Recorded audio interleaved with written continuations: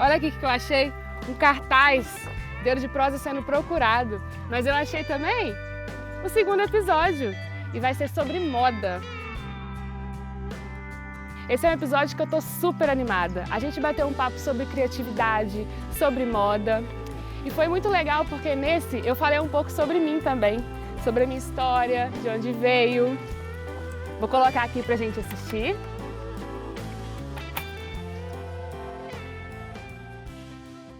E aí, vamos assistir?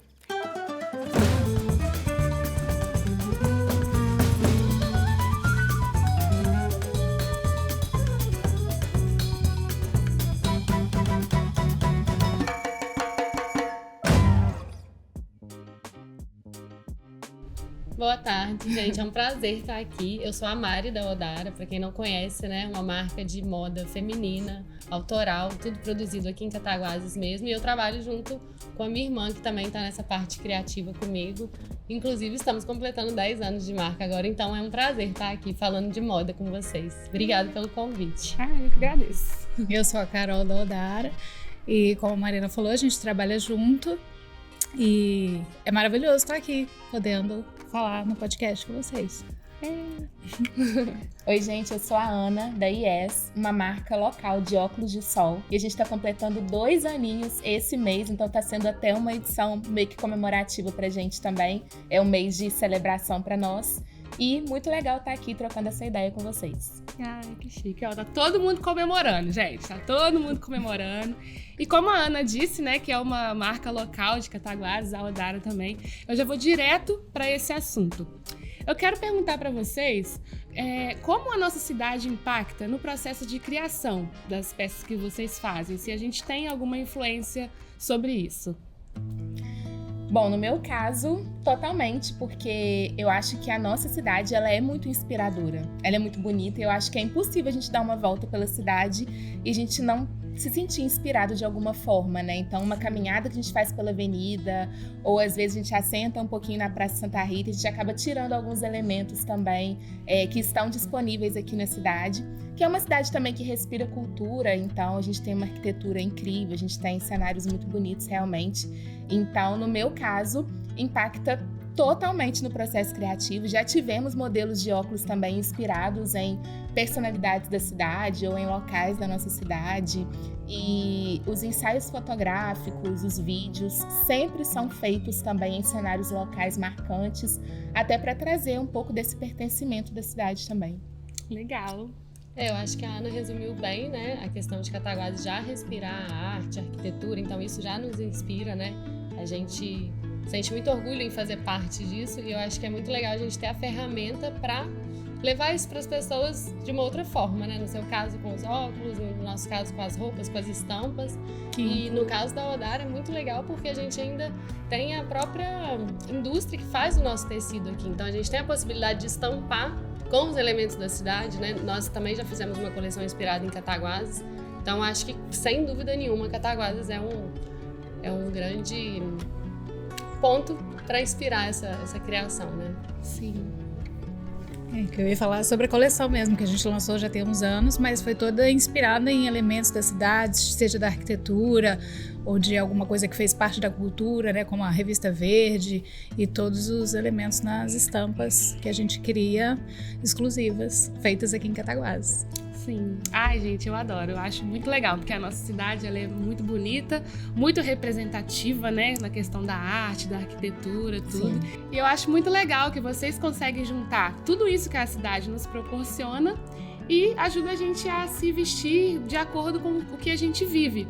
Eu vou pegar esse gancho também, eu já vou entrar em outro assunto, que quando a gente foi pensar nas perguntas, eu tive essa reflexão. Pra mim, eu quero saber o que é moda pra vocês. E junto a isso, eu tava pensando assim, no que conversar com vocês, e eu cheguei à conclusão que moda, ela é muito importante na forma da gente se apresentar para as outras pessoas. Eu acho que assim, antes da gente falar uma palavra com alguém, na hora que a gente tá aqui, ó, oi, tudo bem, prazer, a pessoa já meio que pode entender quem a gente é pela forma como a gente está se vestindo. Eu quero saber o que vocês acham sobre isso, assim, qual a importância da moda na sociedade, como ela impacta e junto com a nossa cidade, juntar tudo. O que vocês pensam sobre isso? Posso começar? Pode. Eu acho que tem esse poder da comunicação que você falou, que pra mim é fantástico. Inclusive, eu acho que a gente pode escolher a imagem que a gente quer passar, de repente, dependendo do mood que a gente acorda, né? Então, tem um dia que você vai estar se sentindo mais empoderada, por causa do look que você escolheu mesmo. Tem um dia que você quer simplesmente estar mais confortável e você sabe exatamente a imagem que aquilo está transmitindo, né? A sensação que aquilo transmite para a pessoa que vai passar por você na rua, ou quem vai te encontrar, ou o seu cliente que vai entrar na sua loja, no nosso caso, né? Eu acho que é ainda mais importante porque, além de tudo, a gente quer comunicar o nosso trabalho, né? Através da moda, que é o que nós fazemos. Então, eu acho que o vestir, ele é muito, muito importante, assim, na vivência, né? No dia a dia. Ele tem muito poder. Sim. Ana, e vocês acham que na hora de criar, você tem o seu estilo, cada dia a gente tá num mood diferente, só que na hora de criar a gente tem que pensar em todos os estilos e todos os moods. Sim. É fácil você, tipo assim, largar o seu jeitinho pra poder pensar em outras pessoas, outros moods. Como é isso? Então, o processo criativo, ele foi sendo construído ao longo desses 2 anos, né? Então, nas primeiras coleções tinha muito mais da Ana e muito menos de referências, assim. Só que a gente vai aprendendo, e à medida que um cliente procura um produto que você não tem, um formato que você não tem, eu acho que a gente vai construindo uma identidade de marca aliada às necessidades do mercado também, né? Então, no caso da IES, o processo criativo, ele começa pelo tema da coleção. Então, primeiro a gente tem um tema, a gente tem um plano de fundo, e aí os modelos vêm depois. E aí cada modelo tem um nome porque eles trazem uma característica, né? E eles acabam comunicando alguma coisa também. Então, o meu processo criativo, ele é muito, muito pautado em experiências também. Então, a IES tem coleções que vieram a partir de viagens que eu fiz, tem coleções que homenagearam pessoas importantes para mim. Então, cada uma delas tem uma carga da Ana, mas também tem elementos do mercado e de como a moda está se movimentando no momento em que a coleção foi lançada. Sim, legal. E na hora de criar as estampas, Carol? De onde vem? Como surge? As referências são também, como a Ana falou, às vezes em alguma viagem que a gente fez ou em alguma experiência que a gente teve, ou em alguma coisa muito particular, como eu já citei sobre a coleção Singular, né, que foi uma coisa pessoal. E muito a gente faz o processo criativo juntas, né? Então, assim, às vezes a Mariana tem alguma ideia, vê alguma referência, às vezes ela tá mais antenada, assim, no mercado da moda, então a gente vai juntando as ideias para transformar em alguma coisa que tenha a ver com a nossa identidade e com a identidade das pessoas que acompanham a marca, né, há 10 anos, que se identificam com a gente, com a marca, para transformar tudo aquilo numa estampa exclusiva, né, numa camiseta. Gente, e bloqueio criativo? Nossa. Como vocês lidam com isso? Me conta. Então, é até interessante falar do processo criativo, né, que eu acho que o meu... Eu diria que é o inverso do da Ana, que o dela parece que ela já segue uma linha, né? Tipo, eu começo pensando num tema e tal. Eu sou muito visual, então eu acho que eu primeiro preciso gostar de uma coisa, preciso desenhar, preciso ver no papel, para depois entender qual o conceito daquilo, e aí eu junto tudo e crio um conceito. Eu entendo que eu faço o caminho inverso. E acho que esse bloqueio, ele acontece, claro, principalmente quando a gente fala de prazos e a gente se cobra, né, em lançar coleções. Que eu preciso lançar o inverno, preciso lançar o verão. Inclusive, a gente tenta ir na contramão disso um pouco, né, por causa do fast fashion, que eu acho que nós vamos falar disso hoje, inclusive. E então, de certa forma, eu acho que o importante é deixar fluir, e esse bloqueio criativo, ele de fato atrasa os nossos processos, mas já que a gente está falando de slow fashion, ele cabe também, né? Então eu prefiro respirar, pensar e ir com mais calma até vir uma ideia que de fato eu acho que faz sentido a gente colocar no papel e a gente executar e rodar o tecido para ficar uma coleção bem legal, bem redondinha. Vocês têm algum truquezinho quando vocês estão nesse momento? Ai, estou bloqueada.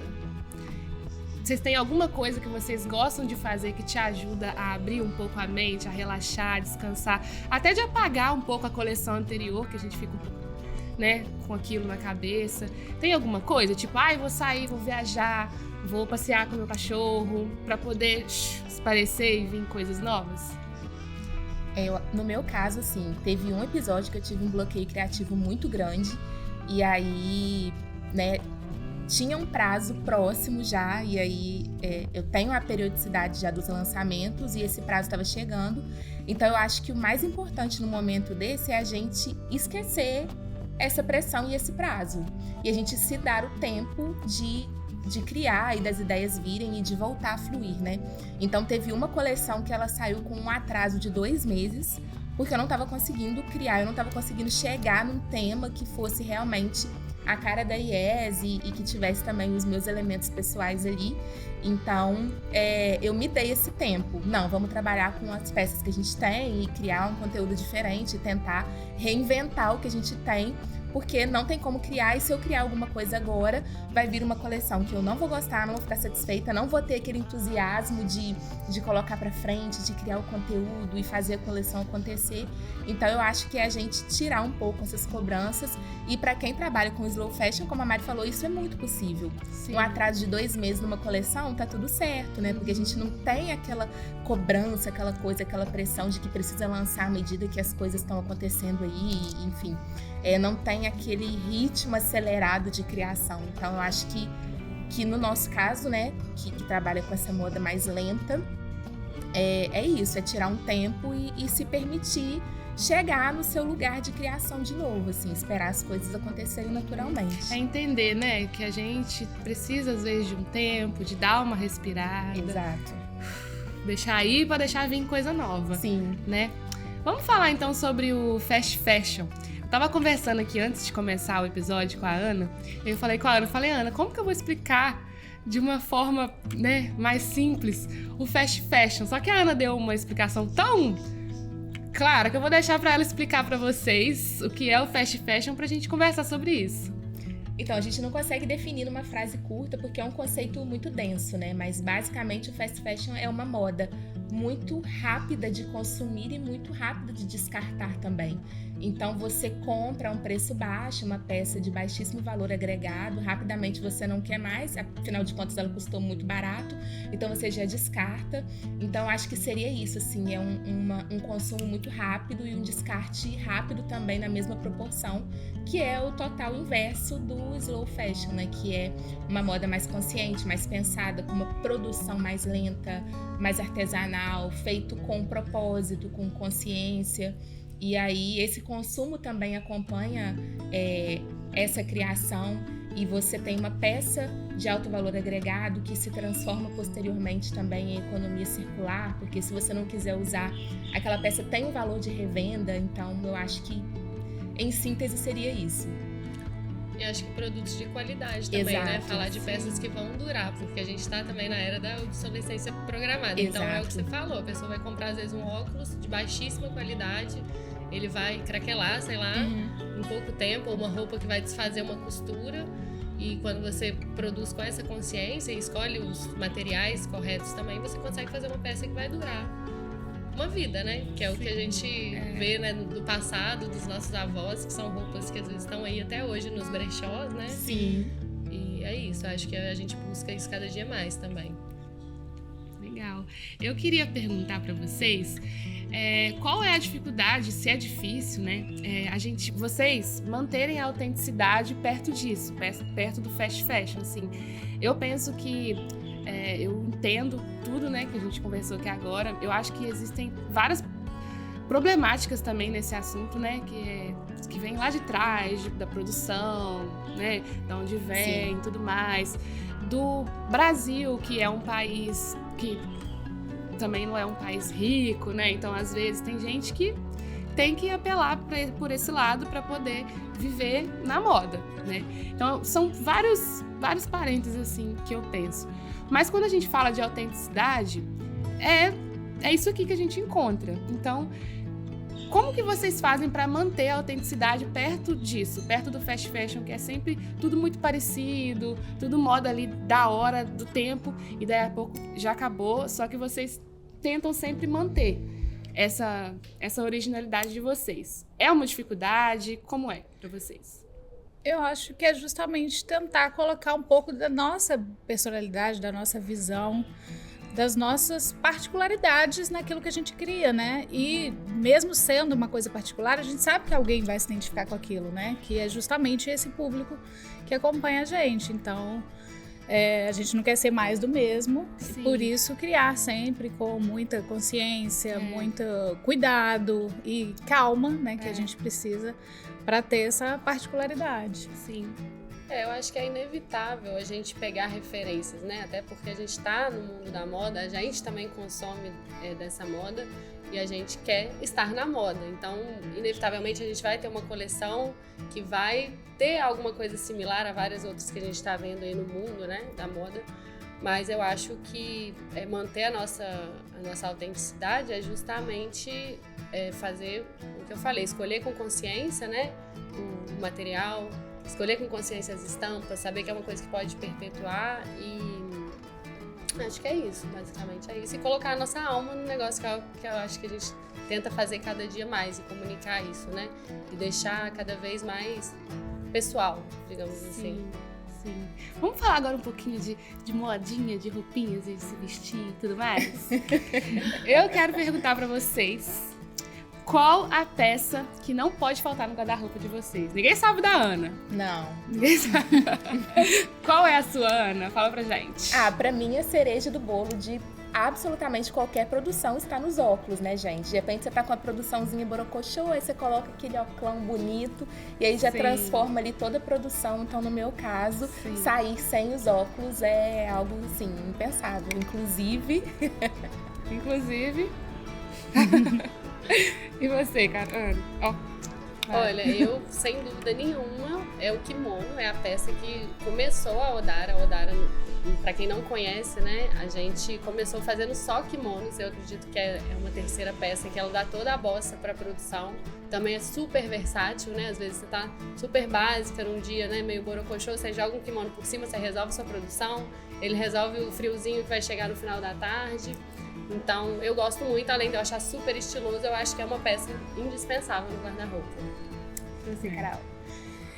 Como a Mariana falou, eu amo o kimono também, porque eu acho que ele muda o look, mas a minha preferida, que eu acho que para quase todas as ocasiões, é um vestido preto, longo, o amplo da Odara, porque para mim, eu uso com bota, com chinelo, com tênis, e em qualquer ocasião acho que ele encaixa pra mim. Apesar de eu estar bem colorida hoje, eu ainda gosto no pretinho básico.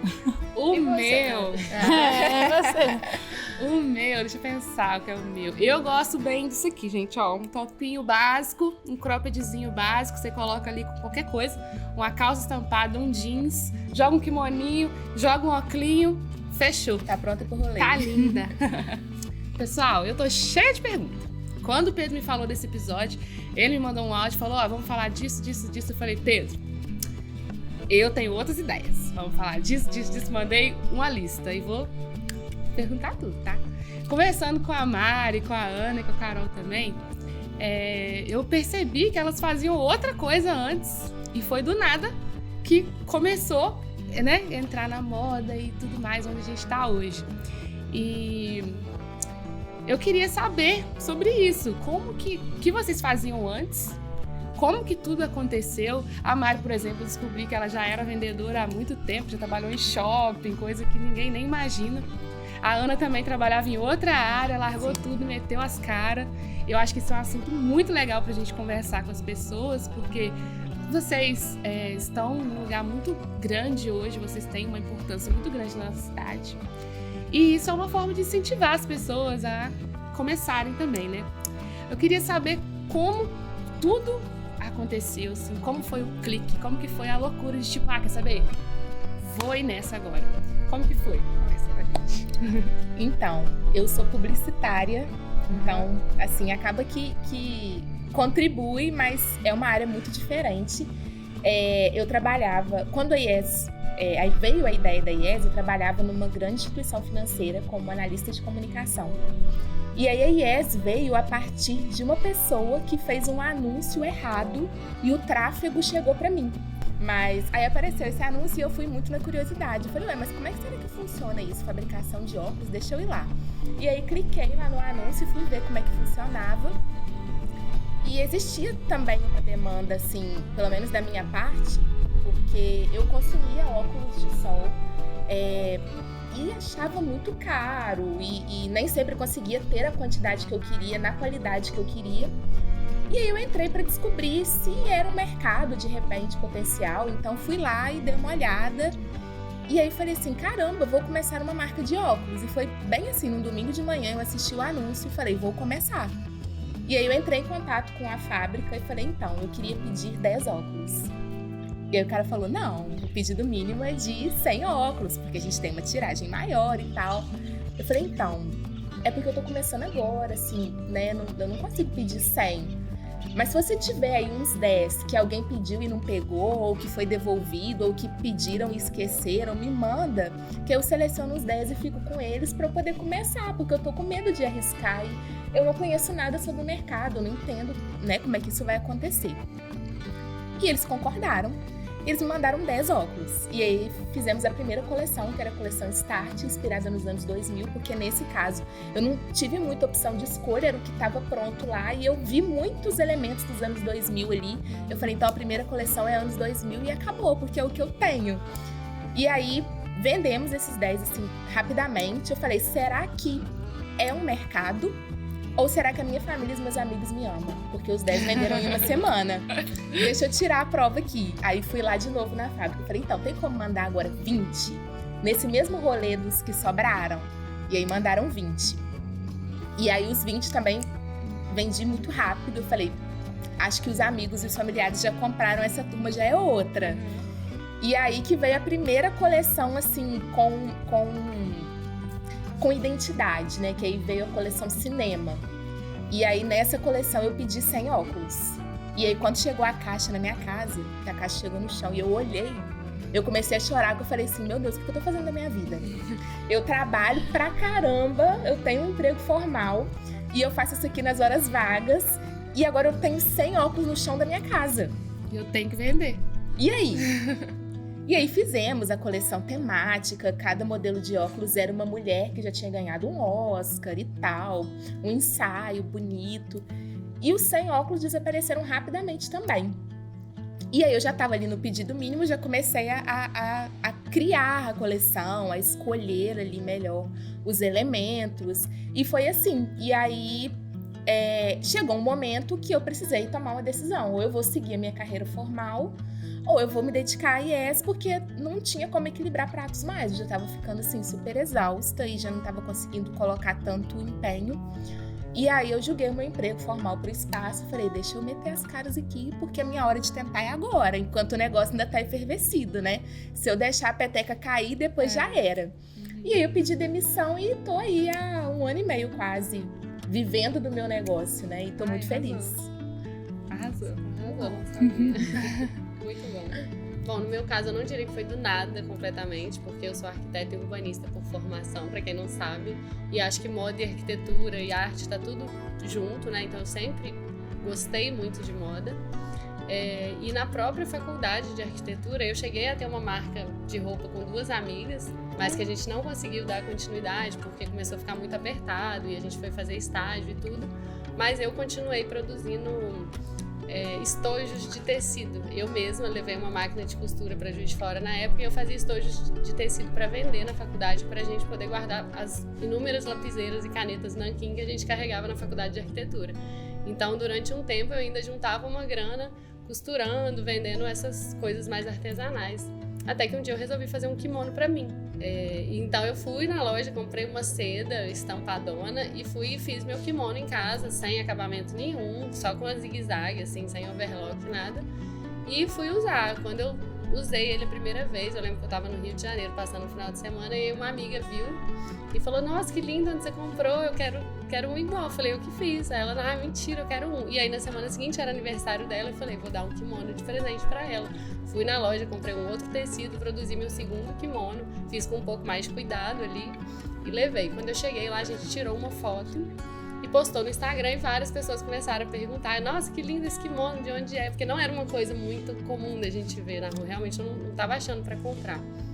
E aí outras amigas comentaram, e a gente simplesmente, né, foi tomar uma cervejinha e teve a ideia de, tipo, vamos criar uma marca? Que tal?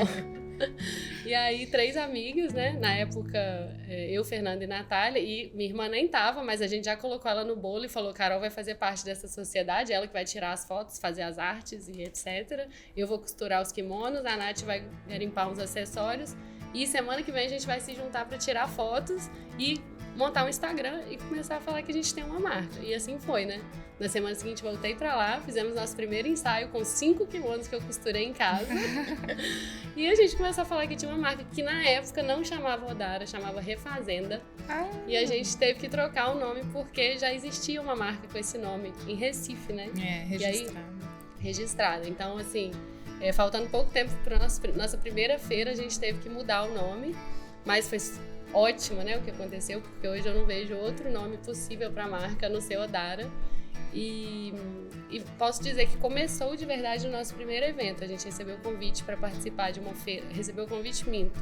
Nós fomos atrás de participar de uma feira em Juiz de Fora que chamava Mercado Aberto. Estava começando a ter essa coisa das feirinhas, das marcas autorais. Só que eu não tinha produto, eu tinha 5 kimonos. Eu peguei meu salário do escritório de arquitetura, um dos meus primeiros salários, fui para São Paulo, comprei tecido, tipo 1,5 metro de cada estampa, produzi 40 kimonos, se não me engano, né? 40 kimonos, cada um de uma estampa, cada um de um jeito, um com franja, um longo, um curto. Minha irmã achou que eu era louca na época. Tipo assim, você botou seu salário todo nesses tecidos, você nem sabe se vai vender. Falei, vamos vender. Montei uma arara só com kimonos no Mercado Aberto. Gente, não deu tempo da gente pendurar os kimonos, a galera já estava enlouquecida, né? Querendo comprar. E na época a gente nem sabia precificar direito. Então, de fato, acho que a gente vendia barato. Mas foi muito legal, porque depois disso todo mundo começou a acreditar muito, né, na marca. Eu lembro que a gente saiu de lá, tipo, feliz da vida, sem nenhum kimono, com a mala vazia. E as meninas falaram assim, não, agora vamos fazer acontecer.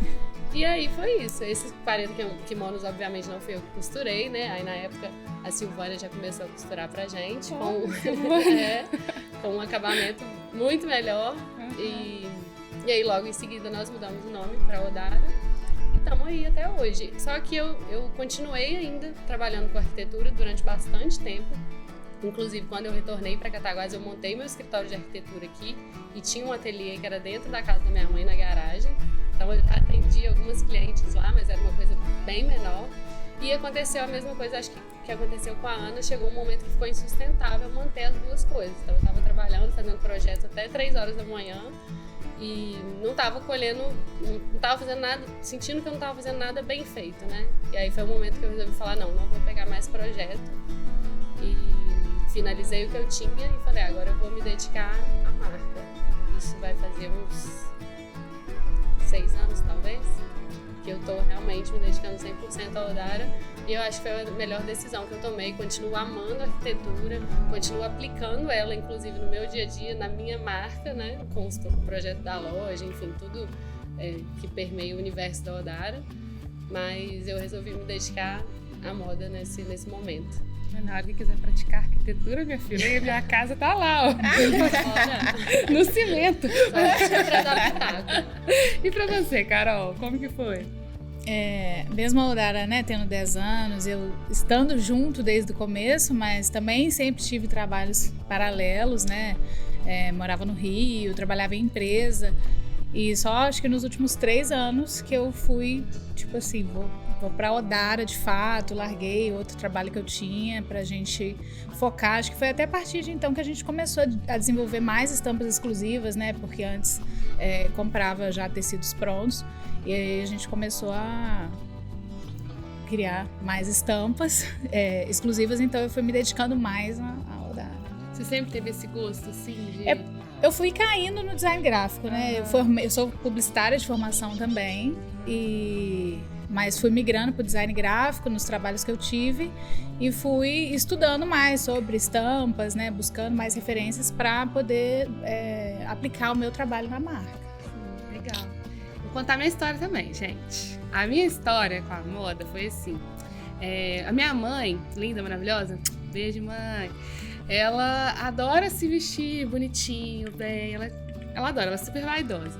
Só que a gente tem o corpo muito diferente, assim, desde quando eu era criança. E aí, minha mãe comprava as roupas lindas delas, maravilhosas, e eu era criança ainda, eu queria vestir as roupas dela, mas ela não me emprestava, danada, não me emprestava. E eu querendo me vestir igual a minha mãe, não queria vestir aqueles negócios de adolescente, de criança, eu queria vestir uns negócios diferentão. Só que eu não conseguia usar os que ela me emprestava. E lá em casa tinha uma máquina de costura. Esses dias eu tava pensando, eu lembrei do meu primeiro upcycling, gente. Eu era criança lá em casa. Eu queria uma blusa, era na época, muito tempo atrás, veio tie-dye, lembra? Uhum. Antes desse boom recente, muito antes veio tie-dye. Eu vi aquilo em todo lugar, falei, gente, isso é muito... Se eu pegar uma camisa branca, arrumar uma tinta e fazer um stencil, né, que chama quando a gente corta o molde do negócio e pinta, eu consigo uma roupa diferentinha. Eu queria ser diferente, não sei, eu queria vestir diferente na época. E aí, menina, peguei uma camisa da minha mãe, branca, básica, peguei tinta de parede, que eu não tinha dinheiro pra comprar tinta de tecido, não tinha, peguei um papelão, cortei no meio, 3 coraçãozinhos, um atrás do outro, gente. Hoje, né, mas na época eu achei maravilhoso, fiz minha primeira blusinha de tie-dye, comecei a sair por todo lado, e aí descobri que lá em casa tinha uma máquina de costura. Só que qual o rolê da máquina de costura? A minha avó comprou, minha mãe é a filha mais nova. E minha avó, quando ela comprou, ela falou, essa máquina é de Raquel, minha mãe. Minha mãe nunca deixou eu tocar na máquina, de carinho com a máquina. E eu ficava indignada, porque eu tinha uma máquina de costura em casa, eu não tinha dinheiro pra comprar roupa diferente, roupa bonita. E eu tinha que dar um jeito de alguma coisa. Eu esperava minha mãe trabalhar, pegava minhas roupinhas, eu estraguei tanta roupa naquela época, porque eu não tinha tecido. Aí eu pegava as minhas próprias roupas, ou as roupas que minha mãe não usava mais, ia dar pros outros, eu pegava tudo pra mim. E aí eu ia criando ali, quando a mãe tava pro trabalho. E aí eu comecei a fazer também algumas carteirinhas, algumas coisas, mas tudo pra mim, tudo torto. Nunca fiz nenhum curso de costura, nada. Eu pegava no YouTube, assistia um pouquinho, dava pause e ia lá e costurava. Aí assistia mais um pouquinho, ia lá e costurava. Nisso na infância. E aí depois, né, que minha avó faleceu e tudo mais, minha mãe abriu o coração e finalmente me emprestou a costura. Só que eu sempre trabalhei em loja, né, então eu sempre tive esse olhar, assim, pra moda, né.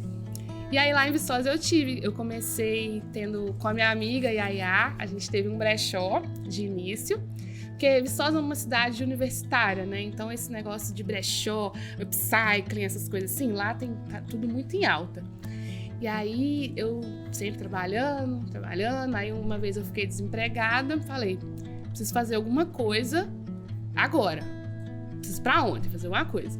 Já tava com a máquina, né, lá em casa, a minha sogra me deu uma overlock de presente, falei, é agora. Só que a gente começou com brechó, pra aproveitar que Viçosa é muito em alta esse negócio. E aí a gente tinha nosso brechó, a gente bombava. E fizemos loja na Shopee, fizemos loja em tudo, bombava. E aí, falamos, vamos evoluir, né? Subir um passo. Aí a gente começou a fazer o upcycling. E eu gosto muito do upcycling, porque eu gosto muito desse rolê de ressignificar, porque foi assim que eu comecei, né? Pegando as calças jeans da minha mãe lá, nem que seja, sei lá, eu cortava assim, costurava um negócio, gente, tudo ruim. Mas na época eu tava achando que eu tava abafando. E aí eu comecei com o upcycling, lá em Viçosa, eu e minha amiga, a gente montou um estúdio lá em casa, a gente tinha um quartinho lá, aí tinha nossas máquinas, a gente montou direitinho, era 8 horas por dia. Ela ia lá pra casa, almoçava lá, a gente ficava o dia inteiro, fazia tudo, rolava super também. E aí, nisso, eu já tinha Cataguases na minha vida, só que era só pra passear, né? E aí eu descobri a industrial, né? Eu ia lá comprar aqueles retalhos baratinhos, voltar pra casa, assim, ó, de retalho pra casa. E aí a gente tentou começar a ter a nossa marca chamava Conduta Shop. E aí criamos uma coleção, um drop. A coleção não, era um drop. criamos um drop. Calça, blusinha, a gente tinha um amigo que trabalhava em uma fábrica de sofá, e aí ele trazia os retalhos pra gente. A gente fazia roupa com um retalho de sofá, gente. E aquilo, tipo assim, é forte, né? Porque é sofá. E aí rolou por um tempo. Só que quando a gente começou a ter a nossa autoral, a gente teve que aumentar o preço, porque a gente tava fazendo do zero. E aí não rolou mais. Aí deu ruim. Aí a gente teve que vender tudo assim, pra acabar, eu tive que procurar emprego e tal, e agora estou aqui. Mas deu tudo certo, porque eu tô aqui, porque assim, olhando assim pra trás, até sobre moda mesmo, eu vejo que eu gosto disso. Não tem jeito, eu gosto. Só que eu acho que era um sentimento de, como eu tava numa cidade universitária e tudo é em torno da UFV e não sei o quê, eu não me sentia, eu sentia que eu não encaixava em nada ali, parecia que eu tava deslocada. Quando eu vim para Cataguases, tudo fez sentido depois que eu encontrei a Nox, o Dedo de Prosa. Porque parece que isso lá atrás era a minha forma de estar fazendo alguma coisa diferente. Lá era isso que eu tinha para estar fazendo alguma coisa diferente. Era costurar, era fazer uma roupinha diferente e tal. Porque era isso que a cidade lá era aberta assim para isso. Mas eu amo Viçosa. Mas lá eu ainda me sentia deslocada. Quando eu vim para Cataguases, que eu conheci a arte da cidade, as pessoas aqui, todo mundo tá ligado a alguma coisa. Se tem a marca é ligada a isso. Se tem a IES também é ligada a isso. Aí eu conheci a Nox, aí eu tive o Dedo de Prosa. Então, hoje, tudo que aconteceu lá atrás fez eu entender que tá tudo bem não ser de estudo, de faculdade, não sei o quê. A gente que tem essa alma de artista, a gente tem um olhar diferenciado pelas coisas. E eu só fui entender isso aqui em Cataguases. Aí parece assim, gente, tudo faz sentido pra mim, assim. Ai, falei demais, né? Legal, Muito legal. Amei, não imaginava. Pois é, meu filho, tamo aí na luta. Mas agora tá ótimo, tudo fez sentido, tá maravilhoso. Então, toda essa conversa, pra mim perguntar pra vocês uma dica. Pra quem quer começar, pra quem tá começando, qual a dica que vocês dão pra essa galera? Então, eu acho que o segredo é se jogar mesmo, sabe? Se você tem uma ideia, se você tem um sonho de empreender, de começar um negócio, não ter medo de arriscar, né? Porque o medo, eu acho que limita muito a gente, né?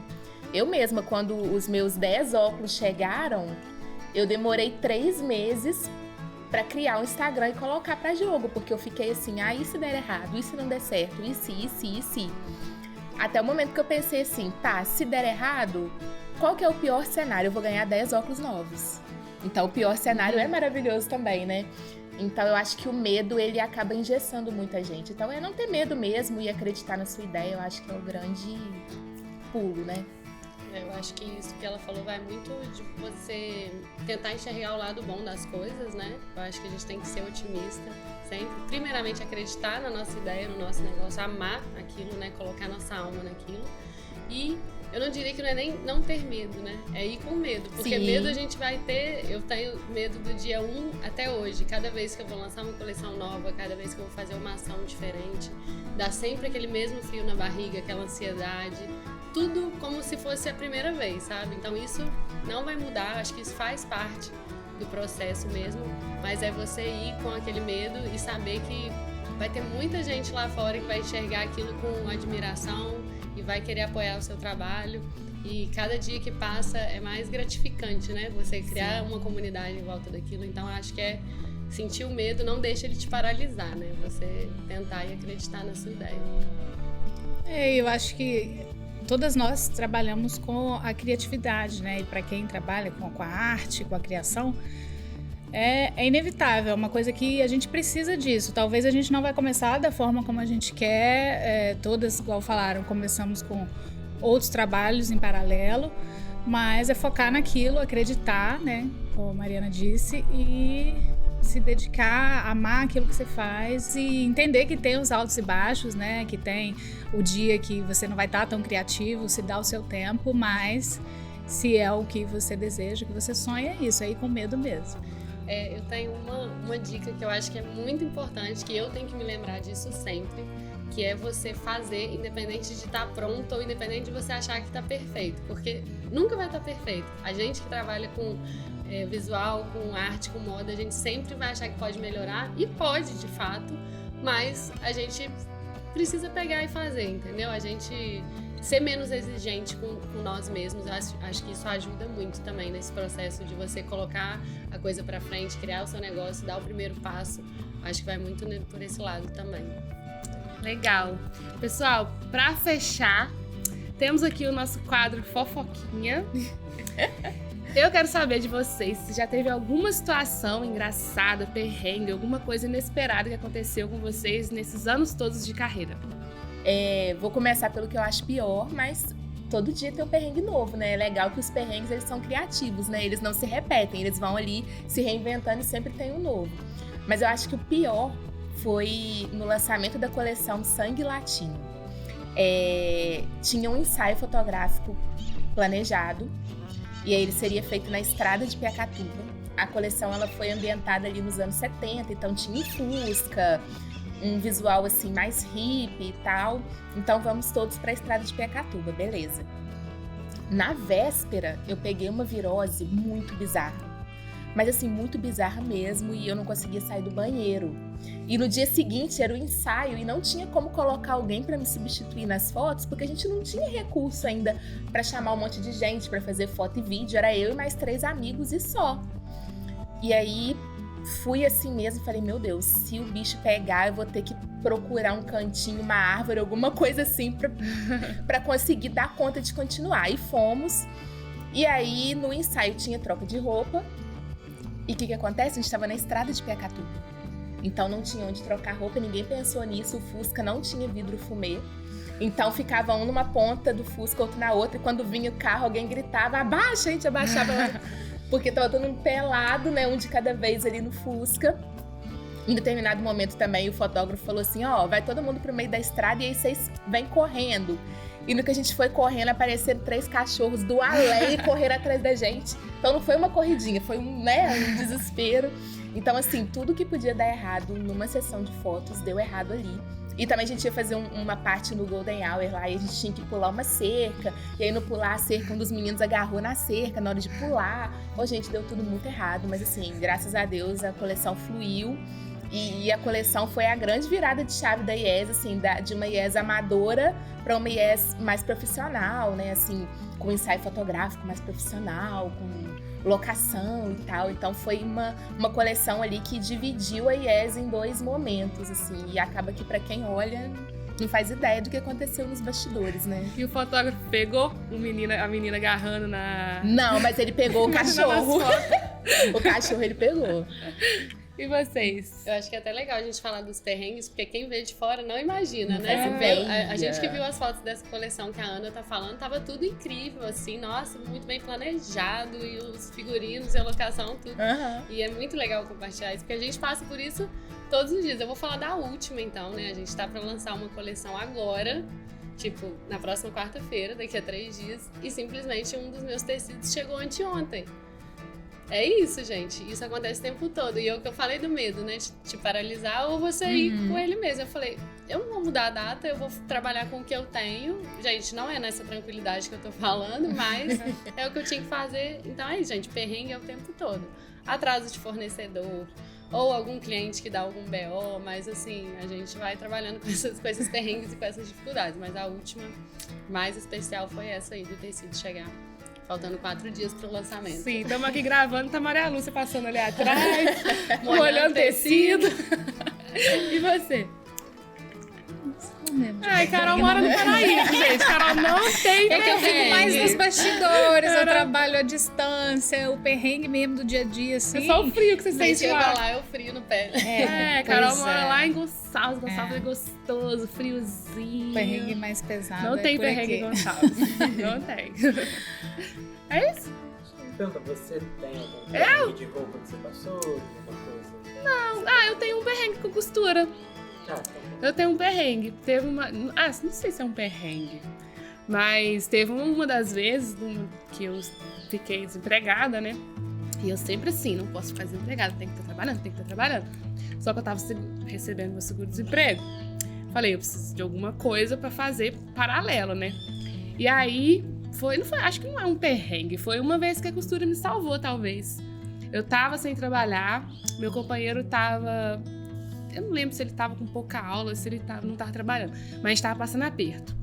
Gente, fiz o que você fez também. Peguei a máquina, que ainda era a máquina da minha avó, e fiz carteirinha também. Eu fazia porta-óculos, fazia porta-fone de ouvido. Aí criei uma página no Instagram que chamava Costuro Coisinhas. E aí, acho que não é um perrengue, é até fofinho. E aí eu fazia essas carteirinhas, porta-óculos, porta-fone de ouvido, vendia R$10, gente. Eu trabalhava com encomendas. Com os retalhos, só retalho. Às vezes era um retalho desse tamanhozinho assim. Aí a pessoa vinha, encomendava, eu mandava todos os retalhos que eu tinha. E aí ela escolhia o jeito, eu fazia, vendia R$10. E era assim, eu vendia hoje, ia lá, pegava os R$10, ia lá, comprava salsicha. E a gente comia macarrão com salsicha. Aí quando eu vendia duas, era R$20. Aí na época o peito de frango era barato ainda. Aí foi um tempo assim, foi um perrengue, né, que eu tive, mas a costura acabou me salvando, assim. Hoje em dia eu não consigo nem pegar e costurar um porta-óculos mais. De tanto que eu fiz. E eu tava... Hoje eu lembro com orgulho. Mas na época eu tava desesperada. Eu tava assim, meu Deus, eu preciso de dar um jeito. E aí, hoje olhando, eu tenho orgulho porque acabou me salvando, né? Eu acho que eu não faço mais, assim, pra vender essas coisas. Pra mim, é muito afetivo. Porque eu lembro da minha avó, eu lembro da minha mãe, eu lembro dessa parte, assim. Então, a moda, a costura, pra mim, vai pra um lado afetivo, assim, de quando eu tava lá em Viçosa e eu me sentia super deslocada e a forma que eu tinha de me apresentar pras pessoas era na minha forma de me vestir, mas eu também não tinha como me vestir, aí eu tinha que dar um jeito de me vestir, aí depois ela me salvou financeiramente. E até hoje ela ainda me salva, a moda de certa forma me salva financeiramente, né? Sim. Então é isso, gente. Ai, que gostoso, né? Então a gente pode dizer que a moda salvou todos nós. Todas. Sim. Pessoal, esse foi o segundo episódio da nossa segunda temporada. Eu adorei gravar esse episódio, eu gosto muito de falar sobre moda, sobre criatividade. Eu quero agradecer as meninas por terem aceitado bater esse papo comigo, a Casa Dara por ter aberto o espaço pra gente, o cenário tava maravilhoso, a Odara por patrocinar os lookinhos, que eu tô muito metida nessa temporada, a IES e a MB Imobiliária Arquitetura por serem a nossa patrocinadora oficial dessa temporada e a Nox Arts, a nossa produtora de audiovisual de Cataguases e região. Te espero na próxima!